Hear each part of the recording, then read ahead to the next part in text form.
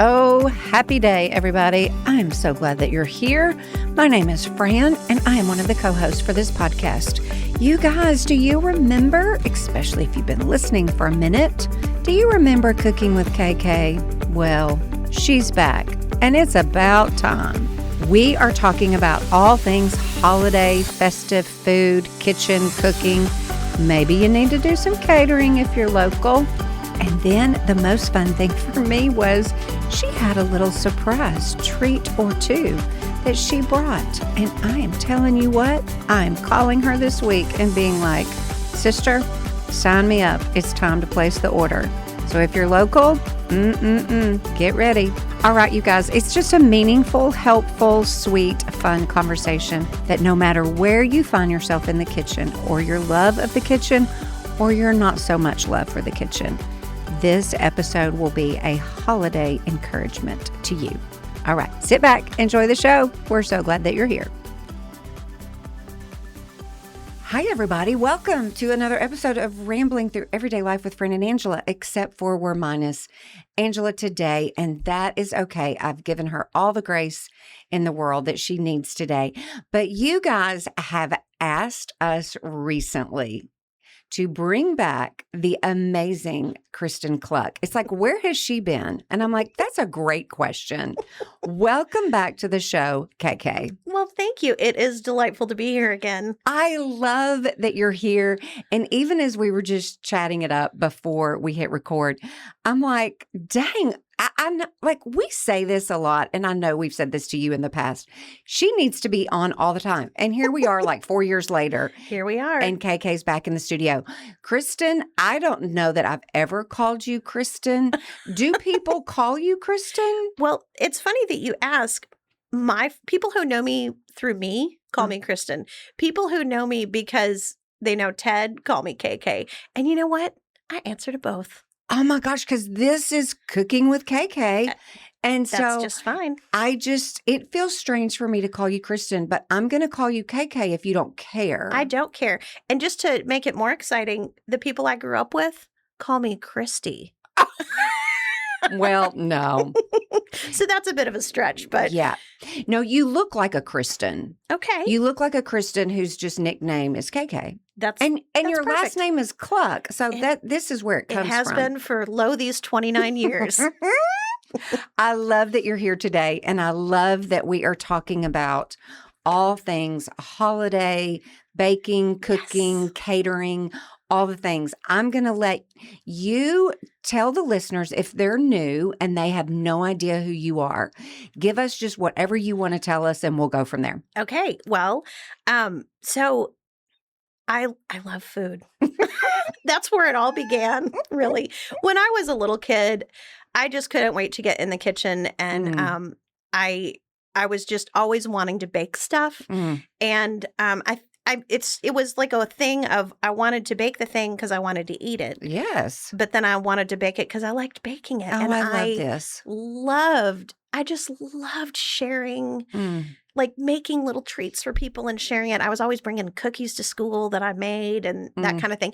And some of that, I had my own little insecurities and like, oh, maybe you'll like me if I bake you cookies kind of stuff.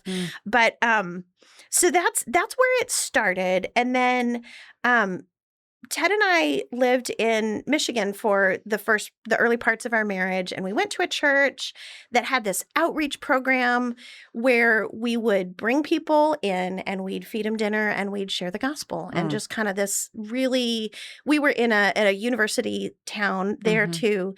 And it was Michigan State University, which is an enormous university with tons of international students. And these students would come and they barely had any money. They were just scraping by. And some of them were just like, how can I learn to talk English? And we'd be like, come over and have dinner with us. And we'll talk to you in English. And we're also going to tell you about Jesus, which was awesome. And so they asked me if I would make the meals for this. And the first week we were like, we might have 80 people. So I'm like, okay, I'll make food, but I want to make the food that I want to make. I don't want this to be some sad, like spaghetti dinner kind of thing. You know what I mean? Like the church spaghetti dinner. Watch out. Hey now. Wet pasta with, I know. So They were so gracious. The church gave me money to buy groceries, and I just assembled a group of volunteers, and we spent like 4 hours in the kitchen making tons of food. The first week, there were not very many people. But you kept going. We kept going. And we as the program grew, I did it for about 10 years. Oh, wow. And as the program grew, we did end up having a lot of people. And I just got this, it was like practice catering. Mm-hmm. And then at some point, people were like, "Hey, will you cater my baby shower or my rehearsal dinner?" And so that was what I did. And then Ted got a call from Union University, and they were like, "Hey, come work here." And I sold my catering equipment because I thought, well, that's the end of my career because nobody knows me. Oh, dang. And the Lord's like, hold up, sister. That's right. You have gotten ahead of me. Well, yes. And so we moved here, and I needed a little part-time job. Mm-hmm. And Ted was talking to the gal who was running we just opened Madero here on campus at the time. And Ted was talking to the gal who was running that, and she mentioned that they needed someone. They were trying to find someone to bake, and he was like, "Well, talk to my wife." So I started working in the kitchen here at Union, which was fantastic. Well, you had some equipment there. I sure did. And I learned so much. I'd never worked in a commercial kitchen before, so I learned just really how to be professional about it, and I just learned so much. We had a great chef at the time, Todd Kurtz, and Jim Erickson was there, and Gina Mandel, who's still there. I mean, it was a great time. This is getting long. Anyway, I love this. I love context.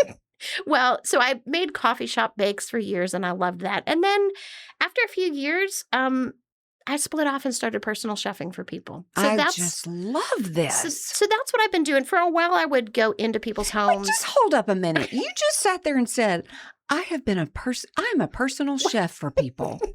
Well, oh my gosh. What that means, Fran, is that some people would hire me, and I would just come to their house on one day, and I'd make enough food for the week in that one day. Right. And that's what I did for a while. But then COVID changed everything, and I started thinking, how can I do this? And I had noticed some trends in the kind of things people wanted me to cook for them. And so then I set up my own little thing. So now I cook out of my home kitchen. And this is a pretty small scale. We're not talking, I'm not HelloFresh here, But I just have a little website, and I put a new menu up every week. I mean, things get repeated a couple times a year, but it's basically a new menu every week, informed by the seasons, informed by what I feel like eating. Absolutely. And people can just order a la carte. So they can order an entree. They can order a salad. I always have 2 entrees, a salad, and a bake. And then I have a 5th thing. So there's 5 things on my menu every week. The 5th thing changes very seasonally.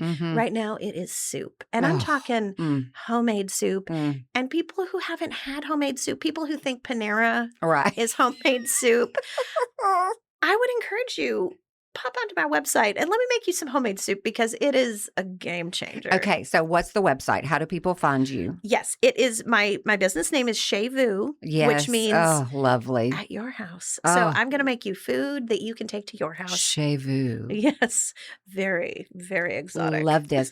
And then for the people that are local and they go to your website and they do all the things that they're supposed to do there, and then how do they get this food? Yeah, and we can just link to that in the show notes. Okay, yes, we will do that. So they go ahead and order, and the timing pattern is order through the end of the day Saturday, and then Tuesday food is ready. And so I will deliver it to your house or your office. Y'all, this is amazing. And I will deliver it to Dressed downtown in Jackson. Yes. And you can pick it up there without the delivery charge if that works for you. Okay, here's what I love so many things about this, but what I absolutely love outside of the fact that you're using your gifts, what I love the most, because it's just becoming lost in today's world, is the personal care, the intentionality, the delivery, the kindness. Like this is almost old school. Like we're not whipping through Panera and getting a bag of food to go and take it home. Right. Like this is so kind and thoughtful and purposeful. And Well, it's and just it's personal. lovely. Yes, it's so personal. It's just lovely. Oh, well, thank you. I love what I do. And I do have a stable of, a handful of clients who order every single week. Mm-hmm. And I do have the opportunity to kind of customize. Like I have this, my favorite. I mean, I shouldn't have a favorite, but I do. I have a favorite.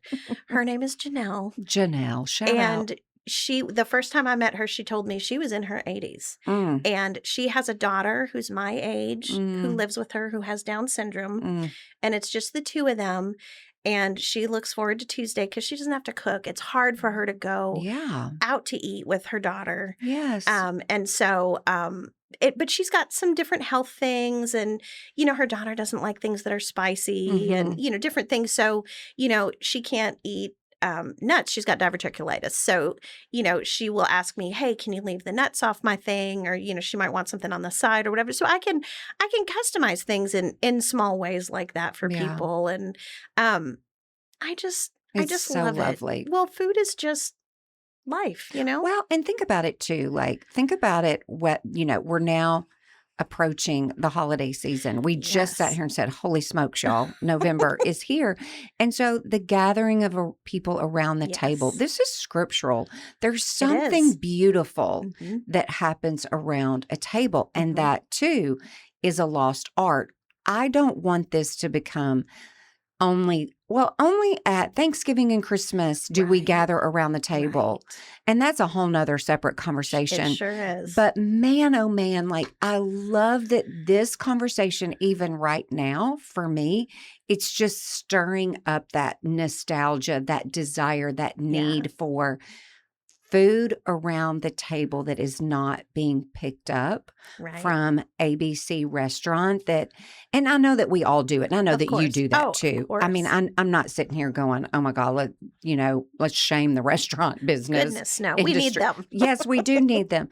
But there's just something that this does for us. It just stirs something up within us of we need to be gathering around the table more. We do. And in fact, how about we gather around the table right now? Because Fran, I love it. I brought you a treat. So one of the new things that I've been doing is, I baked for the coffee shops here on campus, and then it's been a while. And with my current thing, I do a lot more cooking than baking. But recently, I've got a great friend, Kayla Corona. She used to work here on campus as an RD. Yes. She has become this fantastic chef, pastry. She makes beautiful sourdoughs and croissants and macarons. And she has been bringing bakes to J-Town Coffee. It's a kind of a newish coffee. Well, they've been around for a while, but they have a bricks and mortar spot now. And they have great coffee. And they are, I'm drawing a blank where they are. They're on Van Drive. Kind of near Cracker Barrel, sort of. They're on the opposite side of the street. This is going to go real badly here, but they're in a little strip mall. It's closer to Lowe's than UPS. Yeah. Everybody following along. But there they are. And I love that they do have a brick and mortar. And I just want nothing but success for them. And it's a lovely shop. So Kayla was getting a little bit overwhelmed doing all their bakes because they were selling out and all this stuff. So she asked me if I would help her. And I was like, yes, please. Yes. Thank you. So I've been bringing some little treats there. I'm going to be bringing their bakes every Thursday and often on Saturdays. Kayla and I are going to kind of alternate Saturdays. So I took some stuff in there this morning and I brought a little bit for you to sample. I'm so excited. So I brought these apple streusel muffins. Yes, it looks divine. And actually, talk about it because I'm going to take a photo of it. I want people, I want to be able to share it. Okay. So before I dive into it and destroy it. What I brought you, Fran, was kind of a smaller muffin because, at a coffee shop, you're going to take a big one.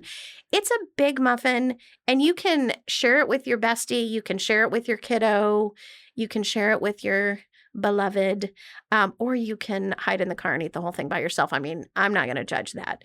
So we've got this recipe. This is actually, my mom was a great mom. She wasn't a great cook. I think I can say that. Well, I would have thought that that's where you would have learned all this. Well, my grandma was a great cook. My mom didn't like to cook. And I think anybody, if there's one thing you take away from this, I'm going to say this. Okay.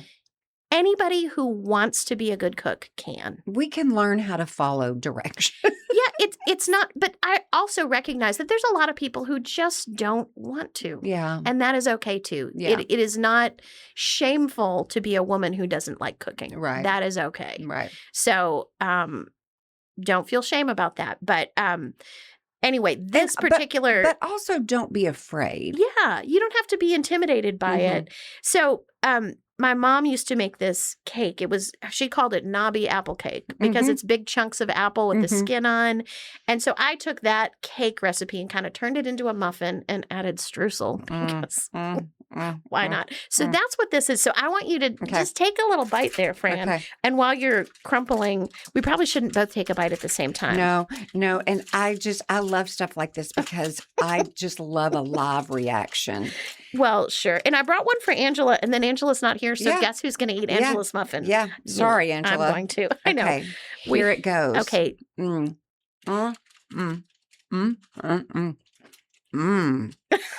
it's a perfect taste for fall because it's got, although, I mean, I'll eat this any time of year, let's be honest. You get the apple in there. Oh, I can taste the apple. Apple. Is this cinnamon? A little bit of cinnamon. I taste the cinnamon. It's not too strong of any flavor. So it's perfect in its flavor. And then I'm also all about y'all, and I don't know what I'm talking about, KK, okay? So give everybody the correct description here of what's about to come out of my mouth. Okay. I like the crunchy, the hard top. What is this? Well, it's because not every muffin is that way. That's correct. Although I think there's so many components to enjoyment in food, and flavor, of course, is what everybody thinks of. But texture is such an important part too. Thank you. The word is called texture. Yes. And so I think so I have spent some time in Europe and some time in France, Lithuania, and Ukraine, and Italy. And, France, we think of them for their pastries. And to me, they were sometimes disappointing because cookies are always super crunchy. And Americans, we prefer a chewy cookie, a soft cookie. Right. But I still think the best of both worlds is a crisp edge and a chewy center. Okay, and the muffin. That's the muffin. That's the muffin. I know. That's what you just said. That so lovely. Where I was like, I don't know, it's hard on top. Well, I do use some tricks to try and get some crispy edges and a soft center and that kind of thing. So I'm glad you appreciate that. But yes, streusel. I mean, to be perfectly honest, streusel is basically cookie on top of a muffin. That's what streusel is. Okay, that's excellent, everyone. In case you didn't know, there you have it. You can have your muffin and your cookie too. And that's why I love it because it's both. It's both of these things. Yes, it's really good. So the other thing I brought you, this is a new thing that we've been doing at J-Town, homemade Pop-Tarts. I just can't even. So this is a tart cherry Pop-Tart, which I'm going to just take a moment to do my little Michigan girl cherry speech here. There are two kinds of cherries. There are tart cherries and there are sweet cherries. Oh, who knew? And well, nobody in the South knows about the existence of tart cherries, and it's really important. Sweet cherries are for eating fresh, and they are delicious and wonderful. Okay. Tart cherries are for baking. You do not bake with sweet cherries. It's wrong. Pop-Tart, everyone. Pop-Tart. That's right. So this is a tart cherry. Y'all, this looks delicious. This looks so much better than the garbage Pop-Tart that you pull out of that horrific package. That could live on the moon for 50 years. Yeah, this is a fresh Pop-Tart. This is dessert. This is a pastry. It is a pastry. So what a homemade Pop-Tart is it's homemade pie crust. And you you fill it with some jam, whatever jam, the jam of your choice. So, of course, in this case, tart cherry jam. Word. And then a little bit of icing and sprinkles on the top, and there you go. It's like a little hand pie. A hand pie. I would eat this every morning for breakfast. Well, we all would, wouldn't we? Mm. So I grew up not thinking I liked pie. Y'all, I just cannot with this. This is literally the best Pop-Tart. You hate to even call it a Pop-Tart. What do you call it? I do call them Pop-Tarts. Okay. And it's just kind of fun and nostalgic, but it's so much better. And if somehow this got left on the counter for a week, it would go bad because it's fresh food, So I make an all butter pie crust. And gosh, y'all, I can't. Okay. Where do the locals get this? At the J-Town? At J-Town Coffee. Yes. Okay. And they're not there every day. Mm-hmm. So Kayla and I alternate days. We bring in fresh stuff, and it is true that it sells out pretty quickly. Well, I know why. Especially the Pop-Tarts. Y'all, so, you need to run. Well, what you need to do is place an order? Can you do that? I would be happy to make an order of Pop-Tarts for somebody. Absolutely. That's something you can do. You need to follow me on Instagram, and you need to follow Kayla, Wildflower Loaves on Instagram. And we'll give links to that too, right? Right.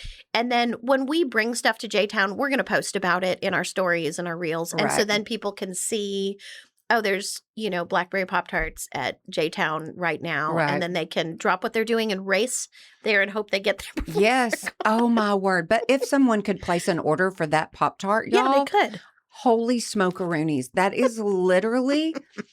it's so dang good. I cannot say that. That was just a perfect balance of all the things that are happening. Well, and that's why, not to be on the soapbox, but that's why tart cherries, because sweet cherries don't have the same intensity of flavor. And you add sugar to sweet cherries, and it's just too sweet. It's too one note. Yeah. And so the tartness of the tart cherries with the sugar that you add when you make jam gives it this beautiful balance of tart and sweet. And then there's the rich, buttery, flaky pastry crust, and it's really good. That's a 10 out of 10, everyone. Oh, well, thank you. I cannot say that enough. Okay, what do you want to talk about as we are thinking about, and people, whether they love the kitchen, they love to bake or cook, or they don't, and they know that, okay, it's holiday season. Right. I've got to do something. And there's probably a little bit of conviction if you're not the person that loves to bake or cook, little bit of conviction to where they're like, I would like to try some things on my own, or, I don't want to bring, this sounds horrible, I don't want to bring the whole meal in from Cracker Barrel. Right. Well, and I think there's a couple things that people can do. And I hate that people, the holiday time is stressful, and I hate that the pressure of cooking and, thank you Pinterest and Instagram for making us all feel inadequate about everything all the time. All the time. All the time. And yet we go back to it like the drug addict that we are. That is the truth. I actually got on Instagram I'd never been on any social media. I remember that. When I started my business, I got on Instagram, and it's a love-hate thing. I know. But you're so good at it. Well, you're so good at it. So, you're navigating it well, however you feel about Except for when suddenly I've lost an hour looking at, cat videos. That, not so good. But it is delightful to see videos of kitties. So, yeah, right. There you go. What can I say? Puppies too. Yes, babies, puppies, both animals, food. My favorite ones are the ones, and this is probably not even real, but where there's like a baby on the porch, and oh no, a bear came out of the woods and he's going to eat the baby, and the cat comes in and saves the baby. I love those. I know it's probably not real, but it might be. Have you seen, we'll come back on track in just 1 second, guys. Give us 30 seconds. Have you seen these videos or these reels of the baby sitting on the floor and the little, golden retriever puppy right beside the baby, and they're both covered in flour sitting there in the kitchen, and the mom comes in and there's just flour everywhere. The baby's covered, the puppy's covered, and the mom is giving her first reaction. And who can be mad at that? Yeah. That's a couple things that I love all in one setting. Yeah, in the kitchen. I don't love a mess. No, I don't want to clean that up. There's that. But yeah. Anyway, so I don't even we're talking about getting intimidated about cooking because of Instagram. The holidays are coming. The holidays are upon us. Well, I have some ideas Okay. of ways to just some ideas of things people can do to keep it simple. But I'm just going to start out by saying there is nothing wrong with getting some help. That's right. And there's Because you're doing that for people as well as restaurants. you can call me. Yeah. And I have a couple different ways that we can do catering. There's a kind of budget friendly, I can make some stuff and drop it off. Mm-hmm. That's an option. And I can make, if you have guests who are gluten-free and dairy-free and nut-free or all the things, Yeah. I can make stuff. And that can add an extra layer of stress if you've got food allergies that you have to work around. Right. So, I can make something custom to whatever you need. That's totally an option. And just drop it off. Mm-hmm. If you wanted to do a super bougie fancy dinner, I can also come in and cook the steak right then and there and serve you a 5-course dinner and plate it up beautifully. And all you have to do, I mean, if you most hostesses really enjoy setting the table and decorating and stuff like that. And you can do that if you want. You can hire me to do that if you want to do that too. Right. But all you have to do is open the door and welcome your guests and sit them down at your beautifully appointed table. And when you're done, the kitchen is clean and you have had a great meal. And that is priced in the kind of fine dining world.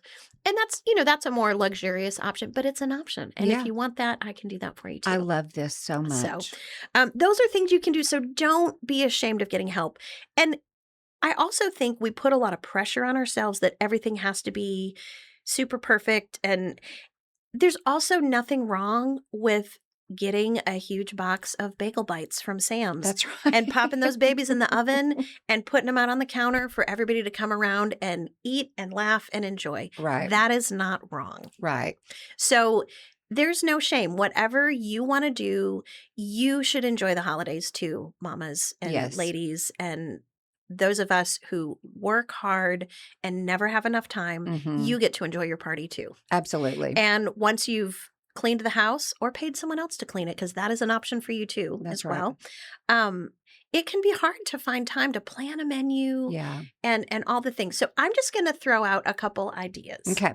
So I think if you are good with like a casual gathering, I think it is so fun to get your guests involved and do like I'm going to say bar party. Okay. What I mean by that is not, adult bar, but I mean like a chili bar. Right. Or a baked potato bar. Right. Or a waffle bar. Yes. Or an ice cream sundae bar. Yes. And so you pick a theme and decide, like, okay, let's just go with chili because that's so versatile. Right. So you, the hostess, you're going to make some chili. Right. Or maybe your best friend is better at making chili and she's going to make the chili. And then everybody can bring little things to go with it. You can have macaroni, so you can have chili mac, and then you can have cornbread, and you can have corn chips and cheese and sour cream and avocado and green onions, and everybody can bring a little something. Yes. And then that's a party. Yes. And you don't have to knock yourself out. Right. And people can bring soda and,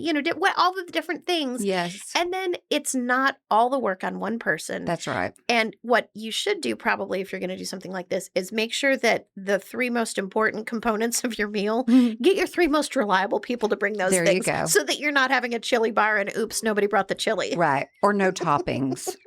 Do you like crackers with your chili? Do you like Fritos with your chili? Do you like, how do you like your chili? I think this is fascinating. Okay. We do chili. We kind of have 3 stages of chili at our house. So the first night that I make chili, we do bowls of chili with like cheese and sour cream, maybe some chips on the side. Okay. Next up, we do chili mac. Okay. And we make some pasta. Yeah, there you go. Which for us is gluten-free pasta. And then we pour the chili on top of the hot pasta.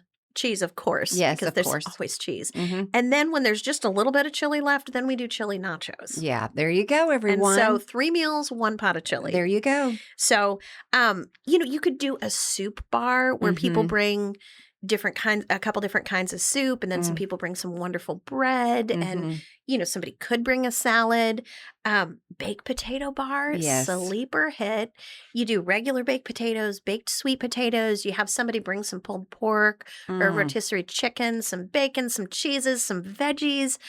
It's so fun. And I think those kinds of things are fun too with kids and families Right. because kids just love being able Yeah. to have a choice in what goes on their plate. Right. Well, and So, it doesn't seem overwhelming for the hostess. The right. guests are happy to participate. Yes. It's not super stressful. Yeah. It's just low key, but it's a lot of fun. And maybe you've started a tradition along the way Right. too. Well, and that like single guy who's trying to figure out how to be Right. an adult, he can just Right. grab a bag of chips and That's bring right. that, and he's still That's participating. right. And the busy mom who doesn't have time to do anything can bring the paper products That's and right. the napkins, and so I do want to encourage people. It does not have to be fancy, Yeah. no matter what Instagram says. Right. It does not have to be fancy. Well, and I grew up, I grew up in the South, and I grew up with a mom that she would cook. She didn't dislike it, Mhm. but she loved, and I love this because I find myself now doing this, is I love the table setup. Like Mhm. we got married and had Christmas china. Mhm. I don't know if anybody even does that I don't think anymore. they do, but I'm not sure. And that's so sad to me. Yes, there have been plenty of years, 31 years later, where I'm Mhm. like, oh my God, we've got all this china that we never use. But Right. however, at Christmas, Mhm. I love to set our dining room table. Mhm. Now, granted, we might be eating pizza off that china, That's okay. but that's okay. It And sure so is. even if you're like, I'm going to be less on the meal preparation or the cooking, and I'm going to be more on the table, or vice versa, Yep. that's great. Yep. Do whatever you are comfortable doing. I think so. And so when you can bring people in, a dip bar. Oh my gosh, yes. Everybody brings different hot and cold dips, and you've got mm. chips and veggies and bread to dip in. I mean, that's I'm a a good time. dip girl. I Me too. love Dip for dinner. dip Mhm. for dinner. Oh, yeah. That should be a weekly. You know how like back in the day, lots of people still do it. We don't do it so much anymore because our kids are gone. We would have Sunday night breakfast, Oh, yeah. because it's just like everybody loves breakfast. It would be Uh-huh. our Sunday night dinner. Yep. I think my kids would be like, oh my God, Mom, I'm starving to death. But I love all the different kinds of dip. Uh-huh. If I'm at a party Yeah. and there's just a whole section of dips, I am piling on Yep. some dips and Yep. chips and bread and all kinds of stuff. Oh, yeah. Well, and I'll just say this too, for people who do have, people with food allergies know this already, but for people who are trying to think through, hummus Yes. is a really allergen-friendly dip that almost everybody can eat. Good to know. And so if you throw a platter of, hummus and veggies, and you can get hummus from me, that is something that I make. That's something that can just really be accessible to everybody because it is hard for people with food restrictions around the holidays. And so just having something like that where everybody, there'll be something that anyone can eat. That's a nice way. So, a dip spread is really nice. You could do a waffle bar. You could even use Eggo waffles, toast those guys up in the oven, and then have all sorts of fun toppings and different things, sauces and syrups to put on them. Like, okay, spicy butter maple syrup. Oh my gosh. That's a good time. Are Little you a- homemade whipped cream. Oh, Yes. Are On you a waffle. chicken and waffle person? Well, I don't think I've ever had it. I'm not opposed to it. Well, that was just like a thing? It was a thing, and Ted is an enormous fan. So in our household, we are not celiac. We can eat wheat, but for both Ted and I, it gives us trouble. So we try and limit our wheat. So every time I see chicken and waffles, I think that's a plate of wheat, and I'm not going to feel very good if I eat that. Right. I want to. Right. Red flag. Don't eat that. Exactly. Yeah. Interestingly, though, and this is a side tangent, but hey, we're rambling. Yeah, aren't we are. Welcome to the show. I can eat all the wheat that I want when I'm in Italy. Oh, yeah. Okay. Have we talked about that before? No, but I think people would be fascinated. Tell us, because that was super fun to watch you as someone that loves to cook be in Italy and do one of those classes. Oh, what is going yes. on? What Okay. is it that is so different over there? Well, America is making strides. Okay, I are think we? right now. Let's Well, hope so. we're talking about making strides, anyways. Right. The food standards, the quality standards for food in Italy in particular, but definitely in Europe as a whole, but specifically in Italy, they have extremely high quality standards Mm, of how they grow their food and what they can and can't put on it. yeah. And so Mm. I don't know if it's the GMO aspect of Mhm. wheat that troubles me or if it's pesticides Yeah. that are commonplace in America. But whatever it is, when I go to Italy, pasta, bread, pizza, Oh my all gosh. day long. What did you like if you just choose one, Mhm. just choose one. What would you be like, "Oh my gosh, I want this here. I want this every day of my life.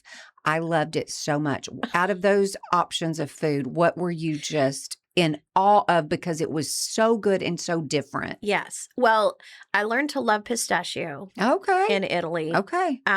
Pistachio gelato, which I do make now. So I can just make myself some pistachio gelato anytime I want. Look at you. But our favorite thing, so Ted and I went to Rome 2 different times about a year apart. And I got to take some food classes there, which was awesome. And by the way, I mean, I've been talking about you can hire me to cater if you're local, and you can. If you're from far away and you want to bring me to where you are in, say, Scotland or Iceland or Rome, Happy to do that. anywhere in Italy, I'd be a little intimidated to cook in Italy, but I'd give it a try. And when we were there, I would go to food markets and just like look at all the produce, and I was just like, I want to buy these tomatoes, and I want to make something right here now. So hey, if you're in Italy, anywhere in Italy, and you want to fly me in to make you a little catered meal, Yeah. I am up for it. I'll probably need to bring my sous chef. His name is Ted. And maybe a sidekick named Fran. Maybe.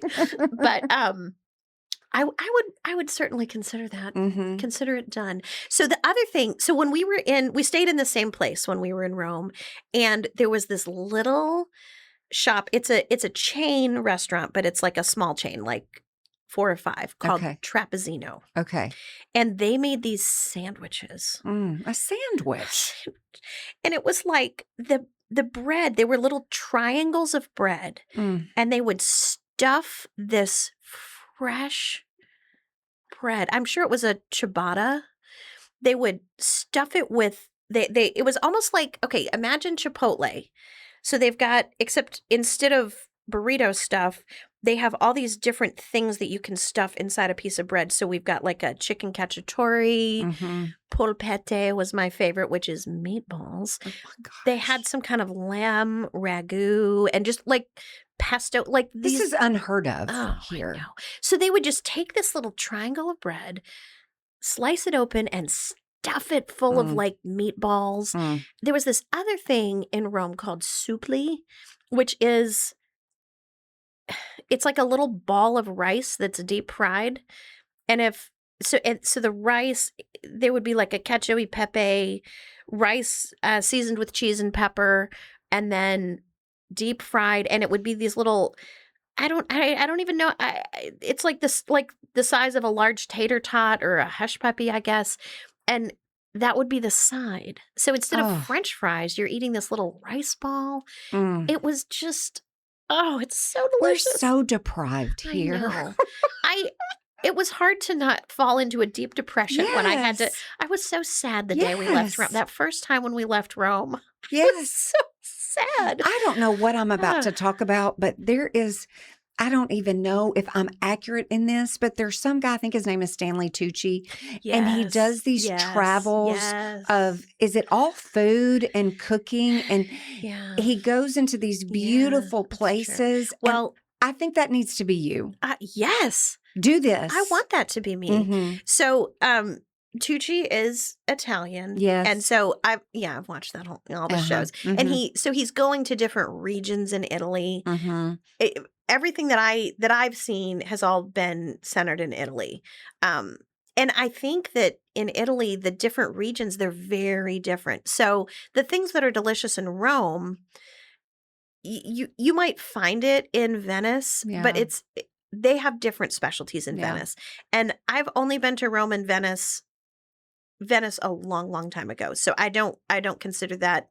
I really need to go again. Yeah, I think to so. Field experience trip, Venice in everyone. a different way. But the north, they have different, more like cream, and they're more warm and comforting kind of things. Whereas in the south, of Italy, it's a little bit more, fresh and salads and that kind of thing. But all delicious. How on earth? I don't remember what we were talking about before I don't that. either, but now I'm sitting here thinking about, okay, because we're going to wrap this up in the next 5 minutes. Okay. A of all, what do you want to talk about? B of all, these soups, because we're in soup season, I think this is a wonderful thing for people to consider.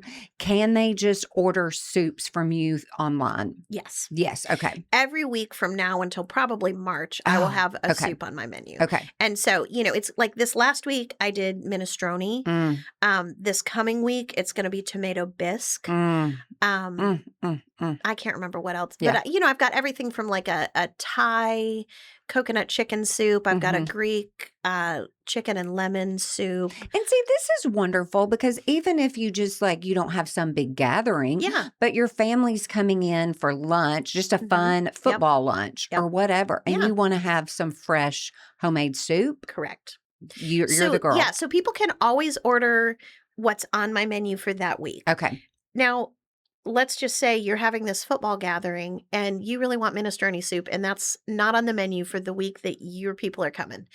I can still make that for you. Yeah. And so, it is a little bit of a slightly different pricing structure if it's not, because anyway, so you can contact me directly and request a special thing that's right for your moment. Right. And but really, I think people get intimidated by the idea of catering, and they think, oh, outrageously expensive. So depending on what we're talking about, ordering food, everything on my website, I sell stuff mostly in 4 serving quantities. Okay. Soup I sell by the quart, which is enough for 3 to 4 servings, depending on, if it's your main dish, that'd be enough for 3 probably. If it's a little side, the starter, that's enough for 4 or 5.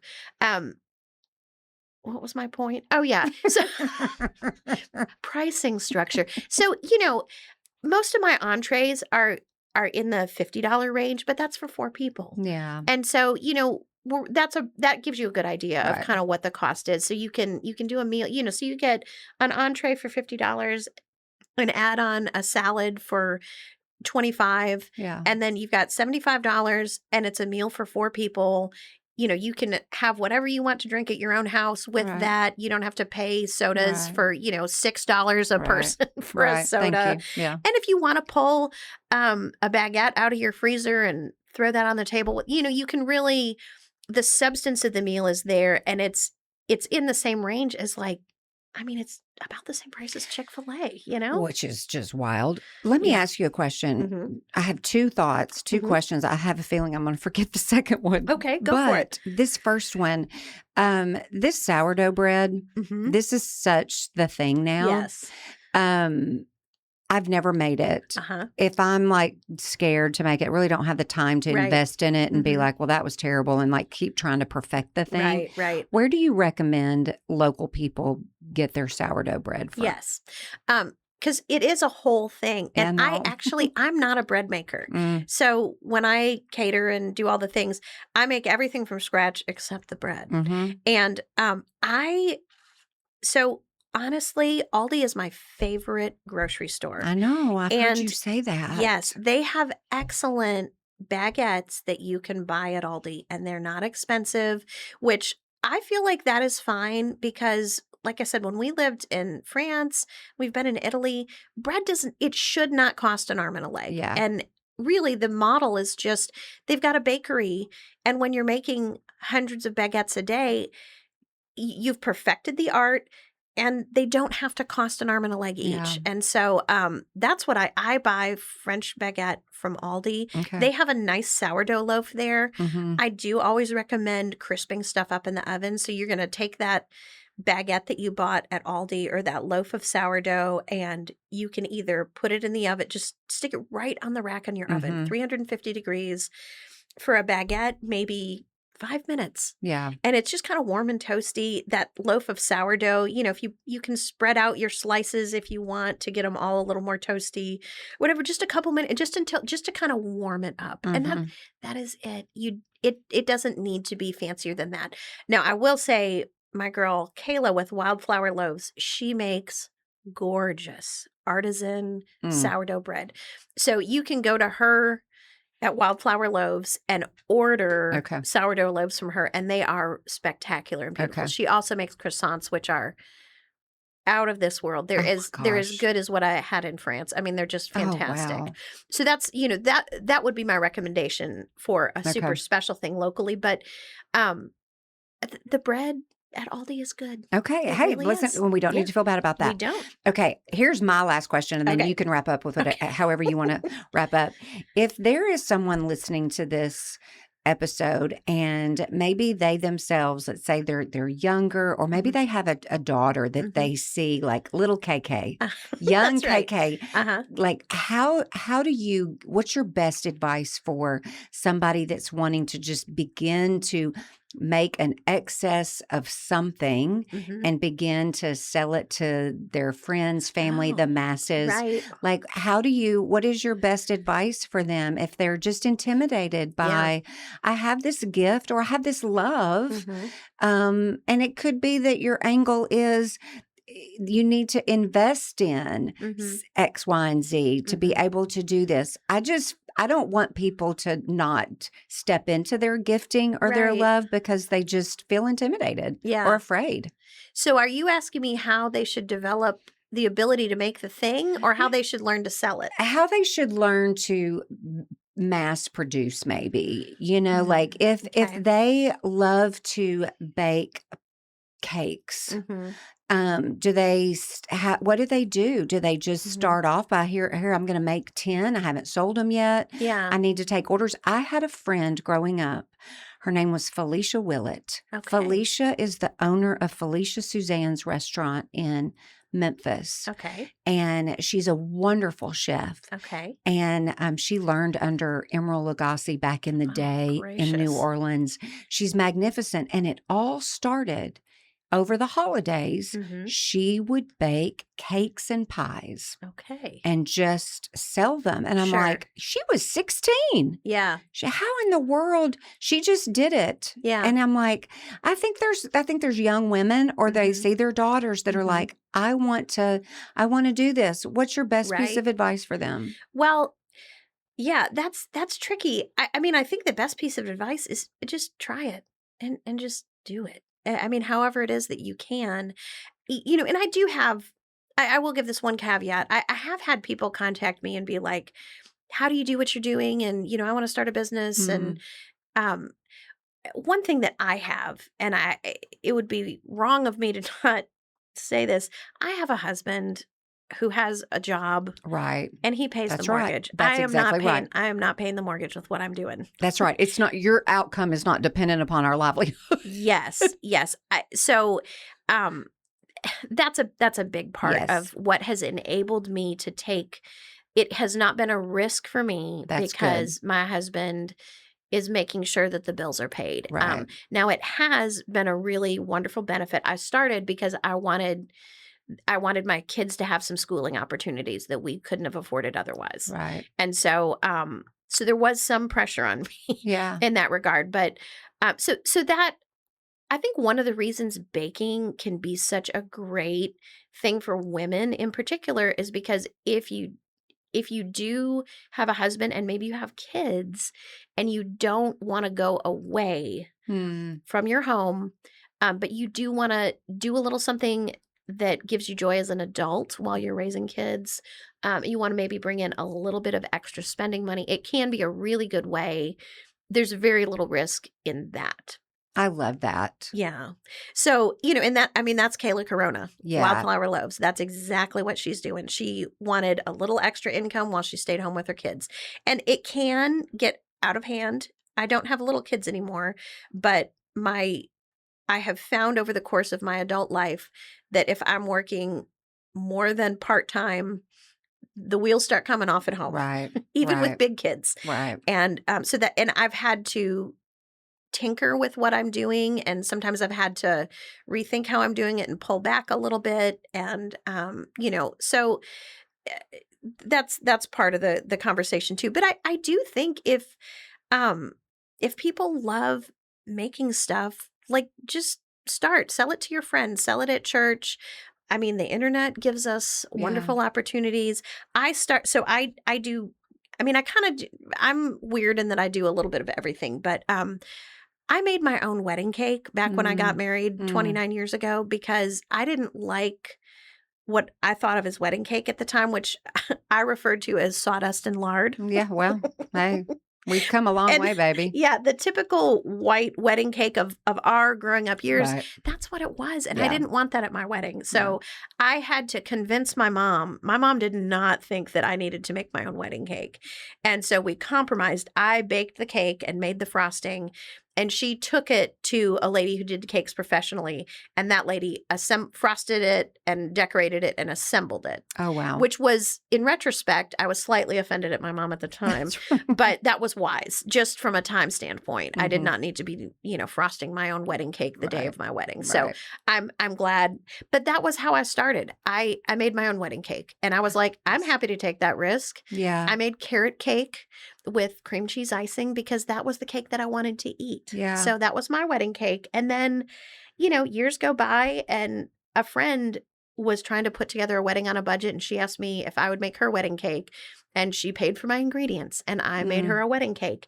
And then somebody else was like, hey, can you do that for me? And so it just kind of grew sort of naturally. Yeah. And I actually made Kayla Corona's wedding cake. I love this. Because she has some food allergies, and so she needed a cake that was dairy and soy free. Yeah. And so I was able to do that for her. So I don't make wedding cakes every week by any stretch. I've got one going for next weekend, but it's just a little bit at a time, and I would just do a little bit here and there. So again, this was mostly to do with the fact that I wasn't responsible for keeping the lights on at my house. That made a big difference, but give it a try. Yeah, I love that. And I think that that's anything. You just start. Mm-hmm. You just start and let the Lord take care of the rest. Yep. And as long as you love what you're doing and can manage it well, and just start. I love this so much. You always tend to, regardless of how you feel about cooking or the kitchen or anything, like you invite us into this very comfortable place that we enjoy. Yeah. And I think that we're just wired that way. We're made that way. We maybe innately just understand the beauty and the power that is given to us through food. Yeah. And we get to enjoy that. And I don't know. I just appreciate you so much and I'm so very grateful for you. Anything you want to close us out with as we say goodbye to everyone? Gosh, I don't know. I guess I just want to invite people to think of food as just a way to connect with people. And it should be a joy, not a chore. And the reality is, especially for busy moms, there is a chore aspect of it. But especially when you're thinking about entertaining for the holidays, think about it as hospitality. And Yes. I like to think of it as hospitality, not entertaining. Yes. Even though I just said entertaining. Right. But to me, the difference is welcoming people to enjoy themselves and to just fellowship together as opposed to impressing people and showing off. Now, again, if you want to impress people and show off, I'll come cook for you. And we can do that. And that's not wrong. There's a time and a place for that too. That's right. But I think hospitality and loving people by giving them the gift of just filling their stomachs and having fellowship. Yeah. And that is truly, I think of that as doing the Lord's work. Yes. And I love that I get to do that for my calling in the world. I love that too. Oh, you are an absolute gift. Okay. Yes. Everything that we've talked about will be in the show notes for you to find. KK, her website, all the things that we've talked about will be in the show notes. You guys are amazing. I cannot believe that the holiday season is here, but I absolutely am so thankful that the holiday season is here. Happy food enjoyment, happy cooking, happy everything, everyone. We're so glad that you listened. We love you guys so much. Have a great day. We'll see you next time. Thank you so much for listening to this week's episode with our beloved KK. Everything that you could ever want to know will be found in the show notes. And also, are you following us on Instagram? If you're on TikTok, you can find us there too. And last but not least, Facebook. Are you a part of our Facebook page? All those links can be found in the show notes too. All right, we're so thankful for you guys on this Thanksgiving week. May the Lord be so very gracious to you and kind to you this week. May his face shine upon you and your family. We love you so much, and indeed, we are thankful for you. We'll see you next time.